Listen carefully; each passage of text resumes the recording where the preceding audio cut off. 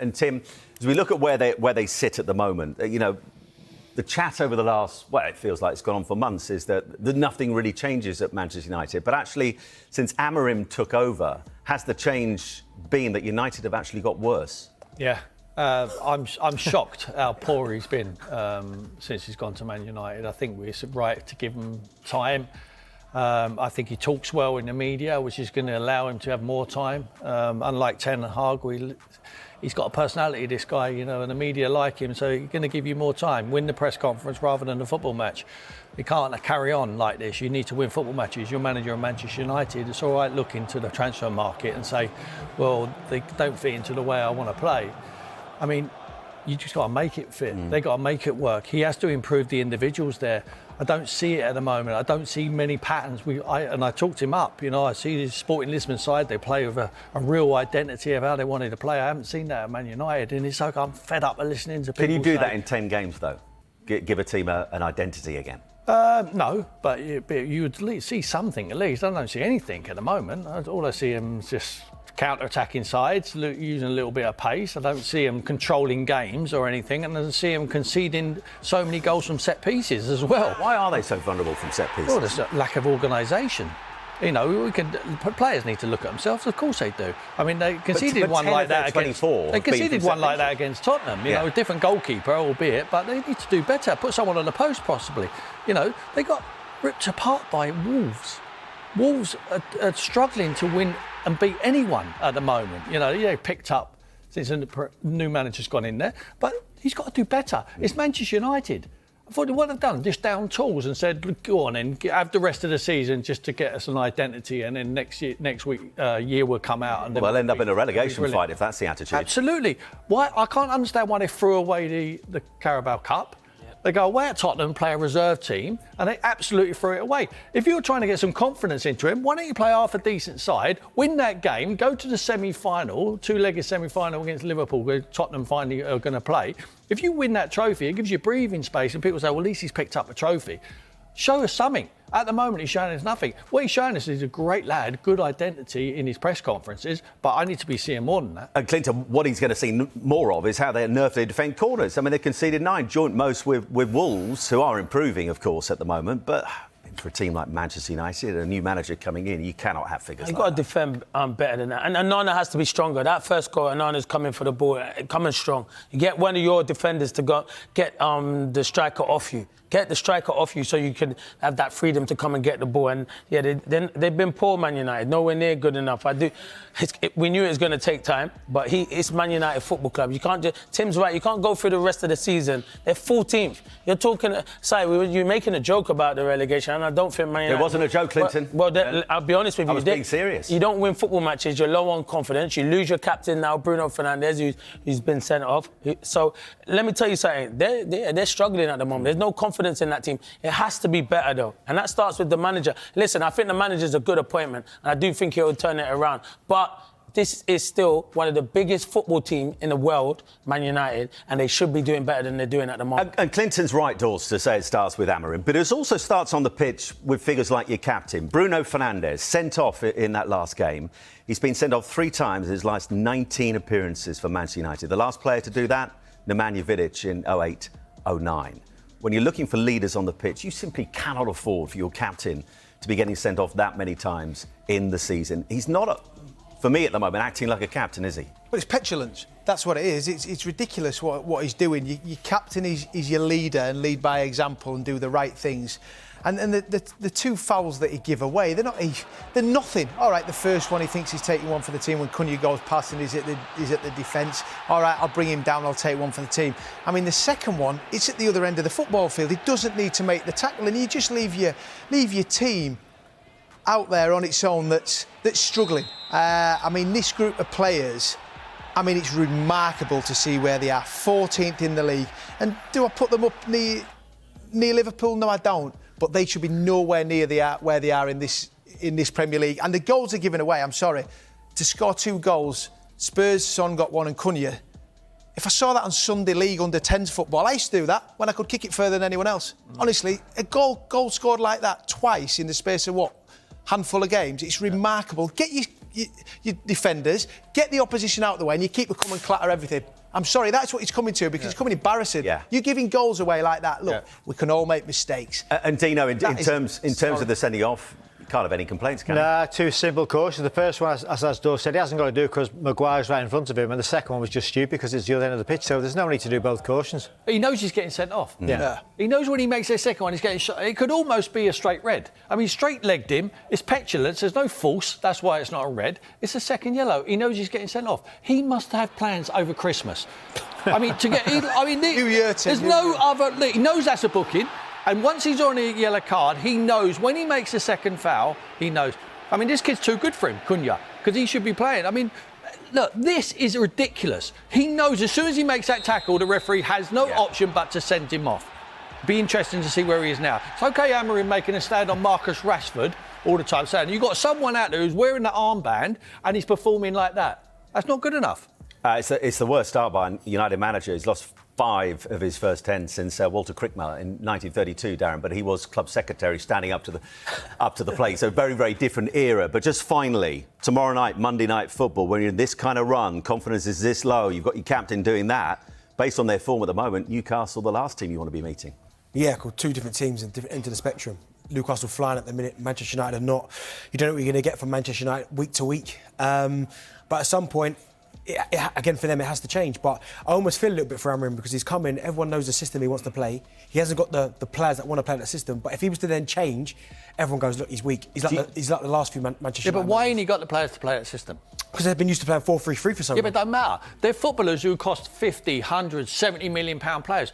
They are versatile. You can change. You're a professional footballer. You're not a professional footballer who plays in League Two and you go back to front, up to the big man, flick it on. They should be versatile. They should be flexible. They should be able to play. It's not going to happen straight away, but they should be able to. When you recruit players at a Premier League side, you don't recruit just to play this certain way, because your manager might change, and all of a sudden you need to tweak it and you need to adjust. At the moment, he's not giving them the information to be able to adjust. I agree with that, but the only thing I'd say is that comes down to the players. Because someone like Ahmad, who's not a right wing back, but when he was put there, going, do you know what? I'm going to get myself in this team and stay in the team. So I put that work ethic in, and he's been fantastic for them. When the likes of Garnacho, he's been put in a position, he's almost like, I don't want to play this position. Welcome in then to the latest edition of Extra Time. Full disclosure, Stevie was here, but then we sent him home because he was not very well. I don't think you and I will be here tomorrow the way he Well, was coughing in front it of was us. self-preservation when we were like, get out, don't come back. The question is to Stevie, but I think you kind of had similar views as well, Robbo. Why does Stevie dislike Kai Havertz so much? Are you putting words into my mouth then? Well, I'm going to be. Here's your answer. Is it because he's miles better than Darwin Núñez? Well, I don't think he's miles better than Darwin Núñez. I think he offers something slightly different. I don't think he's an out-and-out centre-forward. He's good in the air. I think he does something for Arsenal's play because he creates an overload in wide Craig would areas. say he's a passenger. I wouldn't say he's a passenger. No, I think he offers Arsenal something. But when he's playing as the main centre-forward, they lose that real threat through the middle. So, yeah, he's one of, I would say, Arsenal's weaker players. OK, Oggy. Here's a good one. Who finishes higher, Manchester United, Spurs or Nottingham Forest? Oh, Nottingham Forest. Wow. Absolutely. There's no way United are catching Forest, and the way that Tottenham are playing right now, I think that is clear as day that Forest will finish above those two. I'm not sure they'll finish top 4, but they'll finish above those two. No-brainer? No-brainer. They've got a couple of wide players. Elanga and Hudson-Odoi and Woody's scoring goals. And Gibbs, Morgan Gibbs is doing brilliantly. Just naming players, Robert. I am, but they've got that pace. They can play on the counter-attack, which makes them quite solid at the back. So I think they'll be above those other two. Mark Hodgkinson will say Paul Scholes to this next question. He loves Paul Scholes. Everybody in Manchester loves He loves Paul Scholes, does Oggy. Start bench or drop at their peak. Scholes, Pirlo, Xavi Alonso.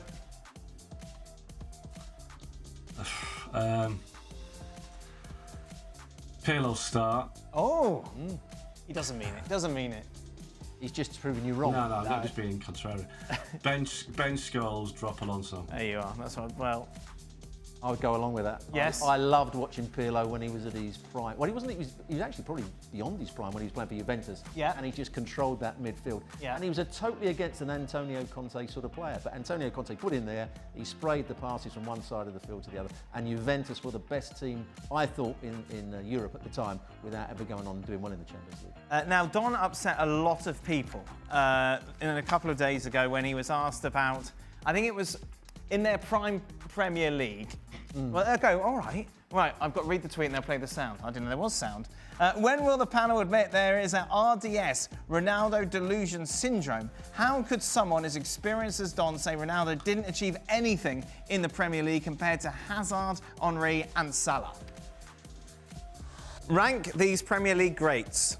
Cristiano Ronaldo, Eden Hazard, Mo Salah, Thierry Henry. Well, are we judging Ronaldo when he was in the Premier League, obviously? This is just Premier League, because obviously Ronaldo would be a layup. Ronaldo would be bottom then, because he was just a young Okay. kid at Man United at the time. Didn't become a great until he got to Real Madrid. Then I would go Eden Hazard. Then I would go, and people will knock me, from back to front, I would say Ronaldo last, then Okay. Hazard, then Henry, Mo Salah top. A lot of people have been in contact, obviously. You mentioned Cristiano Ronaldo. People get quite excited, especially when you're critical of him. 3 Premier League titles in 236 games. He scored 103 goals, 37 assists. He won the Ballon d'Or while at Manchester United and the Champions League as well. Don's not here to defend himself, but who cares, Mark? Fair to say that Ronaldo didn't do much for United? Those last 2 seasons at United, it was the first time around, not the second time. It was amazing. It was unplayable. That front three of Rooney, Tevez, and Ronaldo were unstoppable. And I think he scored like 40 goals in one of the seasons for Ronaldo. So he was an amazing player for the last 2 seasons. And I was covering the club day to day at the time, and there was an ongoing saga as to when he was going to Real Madrid, because at that point he was the best player in the world, and he was already that when he was at Man United. So in terms of longevity, I think his greatness was probably a 2-year period. So Thierry Henry and Mo Salah probably eclipsed that in terms of the time at the club. But Henry did it with the Champions League at Arsenal. Ronaldo won it at United. I think Hazard's not even in the conversation, to be honest. I think it's Ronaldo just behind Mo Salah and just above Henry, but definitely ahead of Eden Hazard. Do you have RDS, Robbo?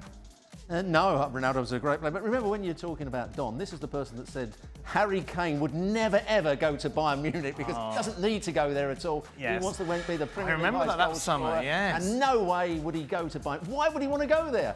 And his actual words were, who would score the goals for Bayern Munich? Well, that's why they're buying Harry Kane. So that's the same person who said that. Yes, there we go. Poor Don. Start, bench, drop, Robbo. Roy Keane, Graham Souness, Patrick Vieira.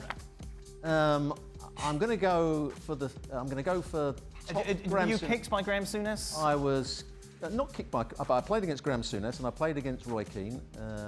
So I'm going to go with one of the hardest games I played was playing for Coventry, and there was a young Roy Keane player who I didn't know much about. Right. And he kept on making these forward runs, and I pulled my hamstring chasing him on that. Oh, no. So I'm going to put him right at the top. Right. That was obviously before he went to Manchester United. He was a great player then. Souness led by example in terms of his aggression, but he was also a good footballer. And who was the other one you said? Patrick Vieira. He played for Arsenal. Yeah, he played for Arsenal. Not a bad player. But he played under Arsene Wenger. So no, he'll have to be. Because you're anti-Arsene Wenger ways. Yeah. How would you think of Souness and the Souness that I saw growing up? You know, as you say, very much competitive, physical, aggressive. Could he have changed his game with VAR? Because obviously, he'd have had to have changed his game. But what people forget about Graham Souness, they talk about the hard tackling and the stupidity at times where he got himself sent off. I remember the first game he played for the Rangers as the player manager, got himself sent off. He went with a flag was it the Galatasaray flag in somewhere else? But he could still play. He could pass the ball. He led Liverpool when they were the top club in Europe. You know, he was the player that, and Stephen Nicholl will tell you, that the others looked up to because he was just that giant of a cat. Not today, of course, he'd have coughed his way through that.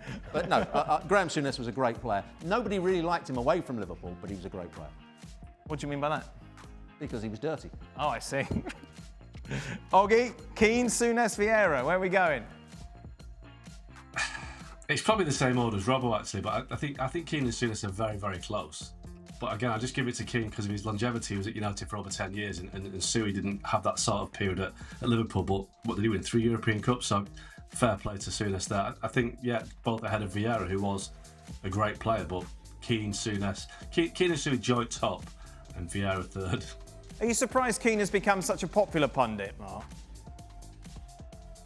Well, no, because he's blunt, isn't he? He says what he thinks, but obviously he plays up to it a little bit. He plays up to the character, but he's, he is very hard with his comments as he was in his tackling. So no, he's a really good pundit, and probably a better pundit than a manager. Well, that's not difficult though, to be fair. No. What's the worst weather you've ever played in, Robbo? The worst weather I've ever played in. We lost, and Arsenal, it's a famous loss to York City in the FA Cup. In the FA Cup many years ago, and there was snow all over the pitch on the morning of the game, and all the locals came and tried to sweep the snow off. And the sun then came out, but only for a little while. One half of the pitch was mud, the other half of the pitch was sheer ice. Wow. And it was impossible to play on. And of course, York City beat us with a last-minute penalty, and it was probably the end of Don Howe after that. Robbo. So a sad day for us all. Oh, wow. What about you, Mark? Like covering games, is there one game that stands out where you think, this is not what I signed up for? I was in Kazakhstan watching Man United lose to FC Astana in minus 27 degrees Celsius. Wow. So what's that in Fahrenheit? About minus 50. That was ridiculous, absolutely ridiculous. And listen, the stadium was covered, but that was the only time I was kind of warm in the whole 2-day trip. So that was really, really, really cold.